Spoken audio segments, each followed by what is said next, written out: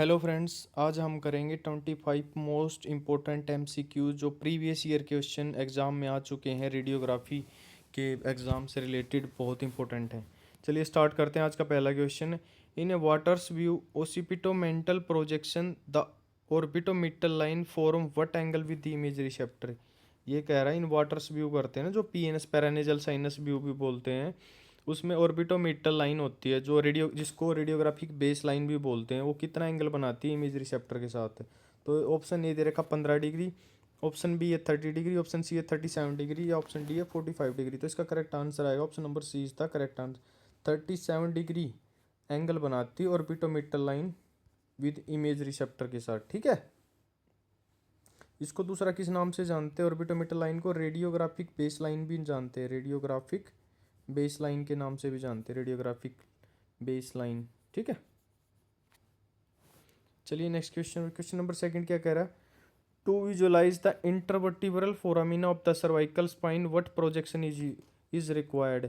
Lateral, option B दे रखा है AP open mouth, option C oblique, option D है स्विमर्स व्यू। तो इसका करेक्ट आंसर आएगा भैया ओब्लिक व्यू में इंटरवर्टिब्रल फोरामिना दिखते हैं सर्वाइकल वाले। ठीक है, तो इसका option number C is the correct. अगर सर्वाइकल की जगह अगर लंबर स्पाइन दे देता, जैसे एग्जाम में सर्वाइकल की जगह लंबर स्पाइन दे देता, तो हमारा आंसर रहता लेटरल व्यू। ठीक है, lateral view.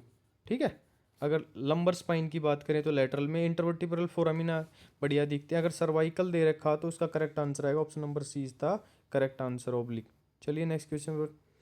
Question number third क्या कह रहा है? Which component of the x-ray circuit convert AC to DC? Option A दे रखा step up transformer, option B है ऑटो ट्रांसफॉर्मर, ऑप्शन सी है रेक्टिफायर, ऑप्शन डी है कैपेसिटर। तो इसका करेक्ट आंसर आएगा जो alternating current to direct current में कन्वर्ट करता है उसको बोलते हैं रेक्टिफायर। ठीक है, जैसे अल्टरनेटिंग करंट होता है ये वाला जो अपनी पोलैरिटी चेंज करता रहता है, अगर हम रेक्टिफायर लगा देंगे तो ऐसे हो जाएगा या इस तरीके का। ठीक है, सेम ये होता है डीसी और ये होता है एसी। ठीक है, तो रेक्टिफायर क्या करता है भाई? एसी को डायरेक्ट करंट में कन्वर्ट कर देता है। ठीक है, ये है डीसी, ये भी डीसी है, ये है एसी अल्टरनेटिंग करंट। तो रेक्टिफायर का काम होता है एसी टू डीसी कन्वर्ट करना। चलिए next question. Question number fourth क्या कह रहा है? The primary purpose of a double contrast barium enema is to visualise. ये कह रहा है, तो डबल कॉन्ट्रास्ट मीडियम यूज करते हैं ना, जो बेरियम इनिमा एग्जामिनेशन करते हैं हम, जो कोलोन कैंसर वगैरह देखने के लिए करते हैं, उसमें प्राइमरी पर्पज क्या होता है? परफोरेशन देखना होता है, या मिक्योजल की डिटेल, या पोलिप्स, या बाउल मोटिलिटी, या ग्रोस ऑब्स्ट्रक्शन। तो इसका करेक्ट आंसर आएगा, हम डबल कॉन्ट्रास्ट स्टडी करते हैं जहाँ पर हमको मिक्योजल डिटेल, ठीक है, फाइन डिटेल या मिक्योजल डिटेलिंग देखनी हो तो वहाँ पर डबल कॉन्ट्रास्ट बेरियम प्लस में एयर यूज करते हैं, या जैसे CO2 वगैरह। ठीक है, डबल कॉन्ट्रास्ट का मतलब होता है बेरियम प्लस में CO2 जो गैस होती है, या मतलब एयर कोई भी हो सकती है, चलो पर जनरली CO2 यूज करते हैं। ठीक है, चलिए नेक्स्ट क्वेश्चन पे। क्वेश्चन नंबर 5 कह रहा है a dual focal x-ray tube has two. ये कह रहा है डुअल फोकल एक्सरे ट्यूब होते हैं, उसके क्या दो होते हैं? एनोड दो होती हैं, या स्टेटर होता है, या फिलामेंटर होते हैं, या रेक्टिफायर होते हैं। तो इसका करेक्ट आंसर आएगा फिलामेंट दो होते हैं भाई। एक लार्ज फिलामेंट होता है, एक स्मॉल होता है। स्मॉल है लार्ज, दो फिलामेंट होते हैं। ठीक है, स्मॉल वहाँ पे यूज करते हैं जहाँ पे स्पेशियल रिजोल्यूशन चाहिए होता है। ठीक है, क्वेश्चन नंबर 6 क्या कह रहा है? Elongation of A radiographic image is usually caused by. ये कह रहा है इलोंगेशन होती है ना जो रेडियोग्राफी इमेज में, जैसे कि कोई पार्ट की लेंथ है 10 सेंटीमीटर, पर इमेज में हमको 12 सेंटीमीटर या 15 सेंटीमीटर दिख रही है, तो इलोंगेशन किसकी वजह से होती है? ऑप्शन ए दे रखा है angulation of the X-ray tube, या इनकरेक्ट SID, या मोशन ऑफ द पेशेंट, या using a high ratio grid. तो भाई एंगुलेशन की वजह तक, ट्यूब में एंगुलेशन की वजह से, या डिटेक्टर में एंगल की वजह से भी। ठीक है, तो हमें एंगुलेशन दिखती है। ठीक है, तो option number A is the correct answer है। एक्सरे ट्यूब में हो जाए या डिटेक्टर में हो जाए, दोनों में अगर उसकी के कारण एंगल हो गया मतलब, ठीक है, एंगल की वजह से क्या होता है? इलोंगेशन हो जाती है इमेज में। ठीक है, फोर शॉर्टनिंग होती है पार्ट की वजह से। ठीक है, क्वेश्चन नंबर 7 क्या कह रहा है? ओस्टियोपिट्रोसिस इज आल्सो नोन एज। ये कह रहा है ओस्टियोपिट्रोसिस होती है, उसको किस नाम से भी जानते हैं? Option A brittle bone disease, option B है मार्बल बोन डिजीज, या ऑप्शन सी है रिकेटस, या ऑप्शन डी है ओस्टियोमेलेसिया। तो इसका करेक्ट आंसर आएगा भाई ओस्टियोपिट्रोसिस का मार्बल बोन डिजीज। ठीक है, option number B is the correct. इसमें क्या होता है, बोन की डेंसिटी बढ़ जाती है, बोन की क्या होता है डेंसिटी बढ़ जाती है, मतलब हार्ड हार्ड हो जाती है, हार्ड हो जाती है, हार्डनेस। तो हमको ऐसा ऐसा लगता है bone with in bone appearance मिलती है, कई बार एग्जाम में bone with in appearance, bone with in bone appearance भी दिखती है। ठीक है, अपेयरेंस। ठीक है, तो इसका करेक्ट आएगा मार्बन बोल डिजीज। ये रेयर जेनेटिक डिसऑर्डर होती है, किसी मतलब जेनेटिक प्रॉब्लम की वजह से होती है। क्वेश्चन नंबर 8 क्या कह रहा है, the spinning top test is use to check the accuracy of the kVp, mA, timer या focal spot size. The spinning top test होता है कि ये क्या है, क्वालिटी कंट्रोल टेस्ट होता है, क्वालिटी कंट्रोल टेस्ट होता है ना, उसमें स्पिनिंग टॉप टेस्ट भी होता है। तो एक्यूरेसी चेक करता है एक्सपोजर टाइमर की, एक्सपोजर एक्सपोजर टाइमर की क्या है एक्यूरेसी चेक करता है। ठीक है, तो option number C is the correct answer. Question number 9 क्या कह रहा है, द स्टार पैटर्न और slit camera is use to measure. ये कहता है जो ये भी क्या होते हैं, ये दोनों के क्वालिटी कंट्रोल टेस्ट हैं, क्वालिटी कंट्रोल टेस्ट हैं, टेस्ट होते हैं ना जो जो रेडियोग्राफर मतलब करते हैं। तो वो क्या करता है, बीम फिल्ट्रेशन चेक करते हैं इससे, या फोकल स्पॉट साइज, या पेशेंट डोज, या कंट्रास्ट रिजोल्यूशन। इसका करेक्ट आंसर आएगा फोकल स्पॉट साइज मेजर करते हैं हम इसे। Option number B is the correct answer, slit camera, star pattern. ठीक है, spatial resolution measure, spatial resolution की क्यों जरूरत पड़ेगी हमें, फोकल स्पॉट का साइज पता करने के लिए, फोकल स्पॉट का साइज। ठीक है, option number B is the correct answer. Question number 10 कह रहा है a wire mesh test is perform to evaluate. ये कह रहा है एक वायर मेश टेस्ट होता है, ये भी वो क्यों करते हैं, स्क्रीन फिल्म का कॉन्टैक्ट पता करने के लिए, ग्रिड का अलाइनमेंट, या कोलीमेटर की एक्यूरेसी, या प्रोसेसर का टेम्परेचर। तो इसका करेक्ट आंसर आएगा भैया स्क्रीन फिल्म का कॉन्टैक्ट चेक करने के लिए हम क्या है वायर मेश टेस्ट करते हैं। ठीक है, ये जी क्या होता है मतलब जो सिंपल जहाँ पर मैनुअल प्रोसेसिंग डार्क रूम का यूज करते हैं ना, वहाँ पे कैसेट के ऊपर एक वायर मेश टेक देते हैं। अगर कहीं पे भी हमें ब्लरिंग, अगर अच्छे से कॉन्टैक्ट नहीं हुआ तो हमें क्या दिखेगा, अगर प्रॉपर कॉन्टैक्ट नहीं होगा तो हमें ब्लरिंग दिखेगी। ठीक है, उसे पता लग जाएगा भाई स्क्रीन और फिल्म आपस में टच नहीं है। ठीक है, क्वेश्चन नंबर 11 कह रहा है a patient with A high creatinine level is at risk for. ये कह रहा है पेशेंट का हाई क्रेटिनिन लेवल हो तो उसको क्या रिस्क हो जाता है, हाइपोटेंशन का, या कंट्रास्ट इंड्यूस्ड नेफ्रोपैथी का, या ऑप्शन सी है हाइपरथायराइडिज्म का, ऑप्शन डी एयर इम्बोलिज्म। तो इसका करेक्ट आंसर आएगा भाई कंट्रास्ट इंड्यूस्ड नेफ्रोपैथी हो जाती है। ठीक, option number B is the correct answer. Creatinine क्या किडनी फंक्शन बताता है, किडनी कैसे परफॉर्म कर रही है उसका फंक्शन बताता है। ठीक है, नॉर्मल रेंज अडल्ट में क्या होता है 0.6 से लेकर 1.4 मिलीग्राम पर डीएल होती है अडल्ट, अडल्ट में नॉर्मल रेंज क्रेटिनिन की। ठीक है, क्रेटिनिन की नॉर्मल रेंज है। ठीक है, नॉर्मल रेंज। तो इसका करेक्ट आंसर आएगा कंट्रास्ट इंड्यूस नेफ्रोपैथी। ठीक है, चलिए क्वेश्चन नंबर 12 क्या कह रहा है, which of the following is A stochastic effect of radiation. ये कह रहा है जैसे स्टोकेस्टिक होते हैं एक नॉन स्टोकेस्टिक इफेक्ट होते हैं, तो कौन सा इफेक्ट होता है जो स्टोकेस्टिक होता है। ठीक है, कैटरेक्ट होता है, जिसको कैटरेक्ट की हम मोतियाबिंद भी बोलते हैं। ठीक है, इरिदीमिया होता है जब स्किन में रेडनेस हो जाए रेडिएशन लगने की वजह से। ल्यूकेमिया क्या एक ब्लड कैंसर है। एपिलेशन क्या होता है बाल उड़ जाना सिर के। ठीक है, ये क्या होता है हेयर लॉस होता है, इसको क्या बोलते हैं हेयर लॉस। ल्यूकेमिया क्या ब्लड कैंसर है, ब्लड कैंसर है। ठीक है, एरिथीमिया क्या स्किन रेडनिंग हो जाती है, इसमें स्किन स्किन क्या होता है रेड। कैटरेक्ट होता है मोतियाबिंद हो जाता है। ठीक है, तो इसका करेक्ट आंसर आएगा स्टोकेस्टिक इफेक्ट होते हैं ये नॉन थ्रेशोल्ड होते हैं, नॉन थ्रेशोल्ड होते हैं, थ्रेशोल्ड। ठीक है, प्रोबेबिलिटी होती है इनकी। ठीक है, मतलब नॉन थ्रेशोल्ड होते हैं भाई, होने को एक रेडिएशन में भी हो जाए, ना होने को तो कितनी लग जाए। ठीक है, इसका करेक्ट आंसर आएगा leukaemia is the blood cancer. ठीक है, स्टोकेस्टिक होते हैं जो मतलब कैंसर होगी और जेनेटिक, इसमें आते हैं कैंसर प्लस में जेनेटिक इफेक्ट जो म्यूटेशन वगैरह होती हैं। ठीक है, option number C is the correct answer. इसके बाकी जो कैटरेक्ट इरिदीमा एपिलेशन बच गए सारे क्या है नॉन स्टोकेस्टिक और डिटर्मिनिस्टिक इफेक्ट भी बोलते हैं उनको। ठीक है, चलिए क्वेश्चन नंबर 13 क्या कह रहा, the fill factor in a digital radiography detector refers to. Fill factor in a digital radiography क्या रेफर करता है, amount of lead in the grid, the percentage of pixel area sensitive to x-ray, option C the speed of the processor, the option D है the thickness of the scintillator. तो इसका correct answer आएगा fill factor होता है उसका pixel area का कितना part sensitive है एक्सरेज से, ठीक है। चलिए नेक्स्ट क्वेश्चन, क्वेश्चन नंबर 14 कह रहा है bit depth determine which of the following. Bit depth क्या बताता है, स्पेशियल रेजोल्यूशन बताता है या कॉन्ट्रास्ट रेजोल्यूशन बताता है, नंबर ऑफ ग्रे शेड्स या पेशेंट डोज या मैग्निफिकेशन। तो बिट डेप्थ बताता है, अभी हमें क्या बताता है, कंट्रास्ट रेजोल्यूशन के बारे में बताता है, नंबर ऑफ ग्रे शेड, ठीक है। जैसे बिट डेप्थ मान ली टू की पावर 8, ठीक है, मतलब जैसे 2 की पावर 6, ऐसी तरीके से हमें वो क्या बताता है, बिट डेप्थ होती है। उसमें बताएगा मान लीजिए जैसे कि 2 की पावर 4 है, मतलब 4 बिट डेप्थ है, 4 बिट बिट डेप्थ होगी, तो वो क्या होता है मल्टीप्लाई करना होता है हमको, उससे पता लग जाता है हमें ग्रे से, 2 दूनी 4, 4 दूनी 8, 8 दूनी 16, 16 मतलब शेड ऑफ ग्रे मिलेंगे हमें, 16 शेड ऑफ ग्रे मिलेंगे, ठीक है। इस तरीके से पता लगता है। तो option number B is the correct answer. चलिए next question, the lookup table is primarily responsible for.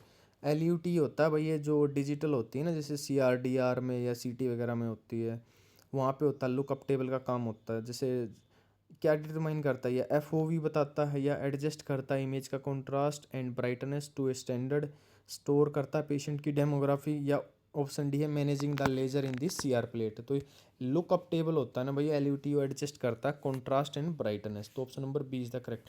ये RRB में आ चुका है भाई, 2019 में एग्जाम हुआ था ना, उसमें आ चुका है ये वाला क्वेश्चन, ठीक है, लुकअप टेबल वाला। मतलब PYQ है, प्रीवियस ईयर क्वेश्चन है भाई, ये जो मोस्टली जितने भी क्वेश्चन है प्रीवियस ईयर क्वेश्चन है। The detective quantum efficiency of a system is proportional to.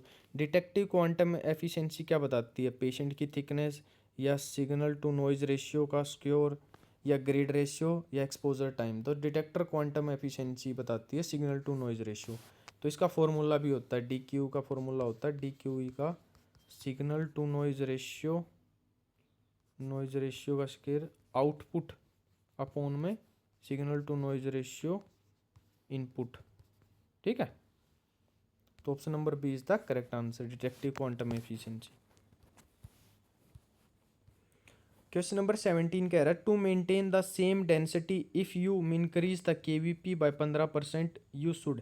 ये कह रहा है अगर हमको डेंसिटी सेम रखनी है, क्या बोल रहा है, डेंसिटी को सेम रखना है, ठीक है, और पर KVP को बढ़ा रहे हैं, मान ली 100 था तो 115 कर रहे हैं, ठीक है। तो हमको क्या करना पड़ेगा, MAS को बढ़ाना पड़ेगा या हाफ करना पड़ेगा MAS, या कीप द MAS सेम या ट्रिपल द MAS। तो इसका करेक्ट आंसर आएगा option number B is the MAS।